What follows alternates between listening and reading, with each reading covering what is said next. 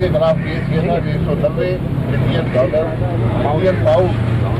Million pound جو 60 ارب سے زیادہ کی رقم ہے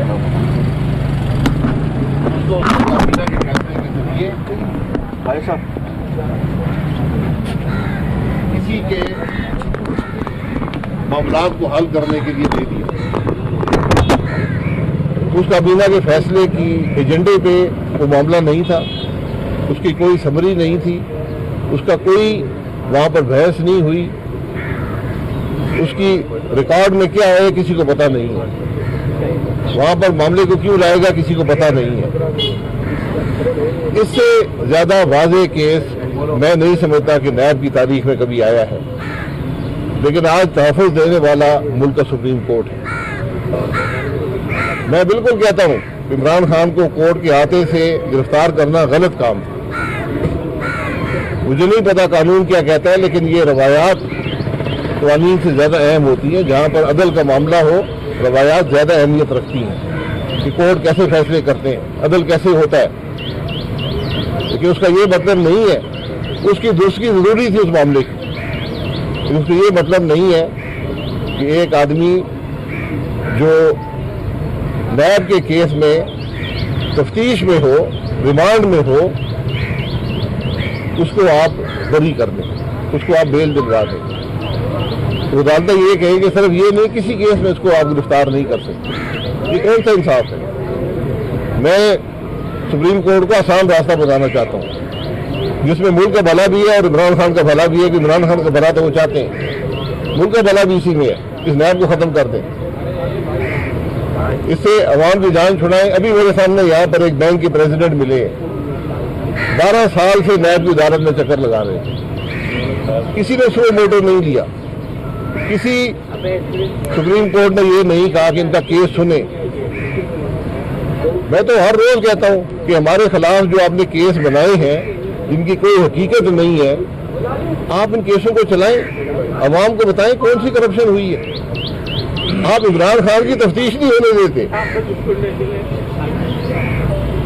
میں نے 100 تفتیشیں بھگتی ہیں، ریمانڈ کاٹا ہے، جیل کاٹی ہے، ہم نے کبھی ہم روئے دھوئے نہیں ہیں۔ ہم نے کہا ٹھیک ہے ہم حق پر ہیں، مقابلہ کریں گے۔ آج عمران خان نے ہمت ہے تو باہر آئے کہیں مجھے تفتیش کریں، عوام کے سامنے کیمرے لگا کر تفتیش کریں، کس بات سے گھبراتے ہیں؟ یہ وہ حقائق ہیں جس پر آج ہمیں سوچنا پڑے گا، کیونکہ یہ ممکن نہیں ہے کہ نواز شریف کے لیے انصاف کا نظام اور ہو، یوسف رضا گیلانی کے لیے اور ہو، شہباز شریف کے لیے اور ہو، شاہد عباسی کے لیے اور ہو، اور عمران خان کے لیے انصاف کا نظام دوسرا ہو۔ تفتیش 3 بیڈروم ریسٹ ہاؤس میں ہوتی ہے، تفتیش 12 دوستوں کے ساتھ ہوتی ہے، اس کے جواب کون دے گا؟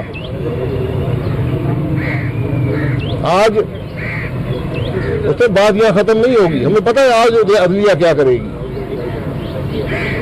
لیکن یہ قیمت ادا کرنی پڑتی ہے۔ جب آپ اصولوں پر کھڑے ہو، جب آپ یہ کہیں کہ ملک میں انصاف کا نظام ایک ہو، کیا سپریم کورٹ سے بات کا علم نہیں ہے کہ اس کے لگائے ہوئے نگران جج کی موجودگی میں جو نواز شریف صاحب کا کیس ہوا اس کی کیا حقیقت تھی، جس کی تاریخ واپس لے کر اس کی کوئی مثال نہیں ہے، تاریخیں آگے دی جاتی ہے پیچھے نہیں کی جاتی، تاریخ واپس لا کر این الیکشن کے دوران ہم الیکشن کی بات کرتے ہیں، جناب الیکشن بڑے فیئر ہونے چاہیے۔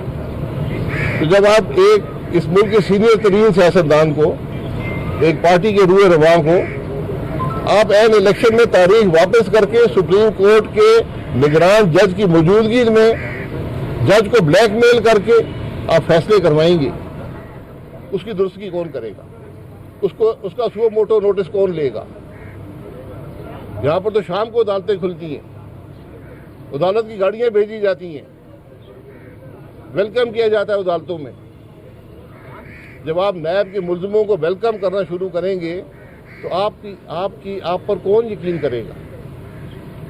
یہ آج ہمارے ملک کی اعلیٰ ترین عدلیہ کی حالت ہے۔ یہ بدنصیبی ہے جس ملک میں انصاف کا نظام نہ رہے، جس میں इंसाफ की धज्जियां बिखेरते हुए नजर आएं और बिखेरने वाले सुप्रीम कोर्ट के आला तरीन जज हों, वहां पर कौन अदालतों पर यकीन करेगा? क्या कभी ये सुओ मोटो नोटिस लिया गया कि नैब की अदालतों में क्या हो रहा है? 12-12, 15-15 साल से लोग यहाँ पड़े हुए हैं। उन लोगों का क्या कसूर है जो 5-5 साल नैब की जेलों में रहे हैं? क्या वो इमरान खान से कम इस मुल्क के शहरी हैं? क्या उनके इंसानी हकूक नहीं है?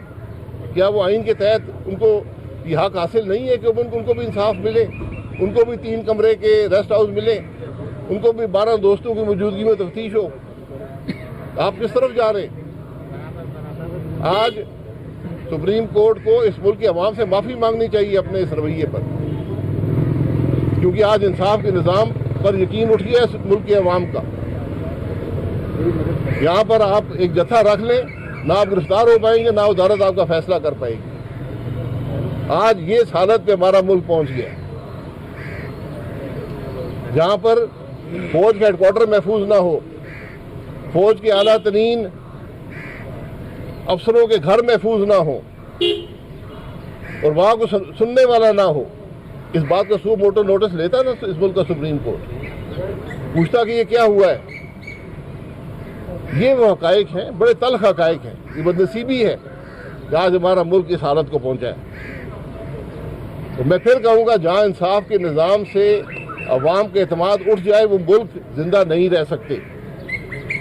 ये हमारे दीन का बुनियादी असूल है, हमारे आइन का बुनियादी असूल है, ये पूरी दुनिया में जमहूरियत का बुनियादी असूल है।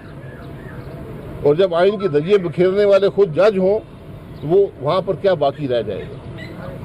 आज सोचने और समझने की बात है। आज सुप्रीम कोर्ट बजाय सुओ मोटो नोटिस लेने के, हुकूमत को धमकियां देने के, पार्लियामान से रिकॉर्ड मांगने के, आज अपनी साख को बहाल करे। आज उसकी साख सबसे अहम है और कोई बात नहीं, और ये साख सिर्फ इस सुप्रीम कोर्ट के जज बहाल कर सकते हैं। जनाब, अच्छा, ये आप 3 साल से नैब की अदालतों में आ रहे हैं, क्या कभी किसी जज ने आपको खुशामदीद कहा या किसी तफ्तीशी अफसर ने खुशामदीद कहा? दूसरा, कल पंजाब में इलेक्शन थे, उसका रिजल्ट क्या रहा वो भी बता दीजिएगा। देखिए, जो खुशामदीद की बात है, ये ना जज का काम है ना मेरा काम है कि सुनने आऊँ। मैं उस अदालत में एक मुलजिम के तौर पे आया हूँ जिसमें आपने फर्द जुर्म उस अदालत में आयद किया हुआ है। उसको कोई हक नहीं है खुशामदीद कहे। आखिरी बेंचों में बैठाना चाहिए, बख्तरबंद गाड़ियां भेजनी चाहिए, डाले भेजने चाहिए। कौन से इलेक्शन की बात कर? पंजाब के इलेक्शन कल 14 मई थी, कल इलेक्शन थे, करवा लेना। अच्छा भाई साहब, ये बताएं कि एक तो सुप्रीम कोर्ट या अदलिया पर आप अदम एतमाद का इज़हार कर रहे हैं और आवाम के बारे में यही कह रहे हैं, आज जो एक्सपेक्टेशन है आपकी, और क्या कोई कंटेम्प्ट की तरफ सुप्रीम कोर्ट जाती है? एक आइनी अदालत है, तो क्या आप उसका हुक्म नहीं मानेंगे? क्या वज़ीर आज़म पे कंटेम्प्ट लगती है तो फिर आपका यानी कि पीडीएम की गवर्नमेंट का क्या रिएक्शन होगा? देखिए, मैं किसी पर अदम एतमाद का इजहार नहीं कर रहा, मैं एतमाद का इजहार कर रहा हूँ कि हम चाहते हैं कि मुल्क की अदलिया पर इसके अवाम का यकीन हो, इस मुल्क के अवाम का यकीन हो। जो फैसला वो करेंगे सर आंखों पर है, लेकिन क्या फैसला तारीख कबूल करेगा? क्या उस फैसले के मुस्बत असरात मुल्क पर होंगे? आपने हुकूमतें पहले भी तोड़ी हैं। आज जहाँ पर पाकिस्तान है उसमें एक बड़ी वजह अदालतों की इंटरफियरेंस है। उसकी एक बहुत बड़ी वजह 28 जुलाई 2017 का फैसला है, जिसके नतीजे में चलती हुकूमत तोड़ी गई, इस मुल्क को डिरेल किया गया। और बात वहाँ पर ख़त्म नहीं हुई, आपने ताहयात नाअहल किया मुल्क के सीनियर तरीन सियासतदान को। आपने सिर्फ वहाँ भी इत्तफा नहीं किया, आपने सियासत से अलहदा किया एक कानून की तशरीह कर कर। आपने एन इलेक्शन के दौरान मुदाखलत की। इसके जवाब हैं किसी के पास? मैं तो एतमाद करना चाहता हूँ, उस मुल्क के अवाम एतमाद करना चाहते हैं अदालतों पर, लेकिन अदालतें अपने आप को काबिल एतमाद बनाएं, फिर बात बनेगी। सर, आप पीडीएम के इत्यादी भी हैं, तो मौलाना साहब का धरना या एहतजाज कितने दिन चलेगा? देखिए, मैं पीडीएम के इत्यादी नहीं हूँ, पीडीएम का सेक्रेटरी जनरल हूँ। जी, मैं पीडीएम का सेक्रेटरी जनरल हूँ। आप बताएं क्या तो फैसला? देखें, ये धरना नहीं है, ये सिर्फ एहतजाज है। अवाम को बताने वाली बात है, वो बातें जो अभी मैंने की हैं ये अवाम के सामने रखनी है कि आज ये मुल्क के हालात हैं। इंसाफ के दोहरा निज़ाम बन गया है। एक इंसाफ का निज़ाम हमारे लिए है, एक इंसाफ का निज़ाम इमरान खान के लिए।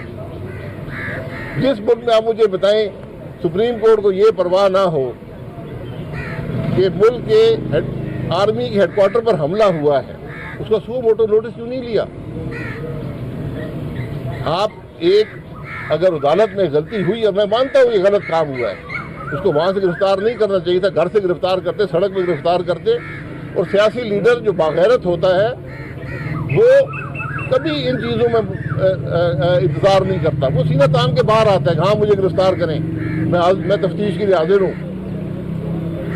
तो अगर आप अदालत का सुओ मोटो नोटिस ले सकते हैं तो आप जीएचक्यू को सुओ मोटो नोटिस नहीं ले सकते, आप उस इदारे का दिफा नहीं कर सकते। तो सर ये एहतजाज कितने दिन चलेगा? कल एहसान इकबाल साहब ने कहा जब तक चीफ जस्टिस यार ये मेरा फैसला नहीं है, ये मेरा फैसला नहीं है, ये जुडिशल फैसला करेगा। अच्छा खान साहब ये बताइएगा, बंदियाल साहब बजीते हैं कि वो काम ऐसे ही चलेगा जैसे वो चाहते हैं, तो फ्यूचर क्या होगा बंदियाल साहब? बंदियाल साहब के 3 महीने रहते हैं, उसके बाद घर जाएंगे, लेकिन मुल्क में जो वो नुकसान कर गए हैं वो आपके सामने है। ये बदनसीबी है।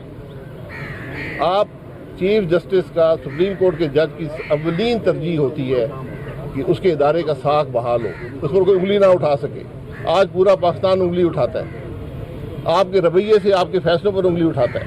अच्छा शाहिद साहब, जीएचक्यू का आप बार बार जिक्र कर रहे हैं, उस पर हमला हुआ, कोर कमांडर के घर पर हमला हुआ, वहाँ सिक्योरिटी बड़ी होती है, आम बंदा तो करीब से गुजर नहीं सकता, तो ये इतने मसल्ला जत्थे कैसे घुस गए अंदर, उन्होंने तोड़ फोड़ भी कर दी, सामान भी उठा के ले गए। दूसरी बात, आपका एहतजाज आज सुप्रीम कोर्ट के बाहर, क्या कहीं ऐसा तो नहीं है कि जिस तरह पीटीआई के कारकुन कोर कमांडर हाउस और जीएचक्यू में घुसे, तोड़ फोड़ करके निकले और नुकसान किया, इसी तरह पता चले पीडीएम के कारकुन भी वहाँ घुस गए? बिल्कुल इसकी इजाज़त नहीं हो सकती। कोई शख्स सुप्रीम कोर्ट या किसी इदारे पर हमला नहीं कर सकता। ये जिम्मेदारी है हुकूमत की कि इसका दिफा करें, ऐसी कोई हरकत ना हो। जो कुछ हुआ है कोर कमांडर के घर पर और जीएचक्यू पर, यहाँ पर अगर आपके घर पर हमला करे आप क्या करेंगे? मुझे इस बात का जवाब देंगे, अपना दिफा करेंगे, मारेंगे। लेकिन वहाँ पर अगर गोली चला देती, वहाँ फौज के लोग मौजूद थे, वो गोली चलाती तो क्या आपका मीडिया क्या कहता? नजर ही नहीं आया कि 69 शहरी शहीद हो गए। तो ये जो फैसला हुआ, ये मैं समझता हूँ एक बड़ा मुश्किल फैसला था, जिसने भी किया बहरहाल वो तारीख उसका फैसला करेगी।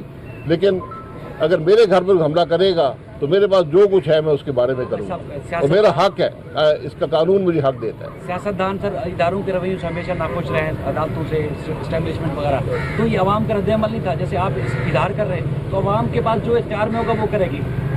देखिए, मैं इदारों से मेरा कोई इख्तलाफ नहीं है, इदारों के अमल और फैसलों से इख्तलाफ है।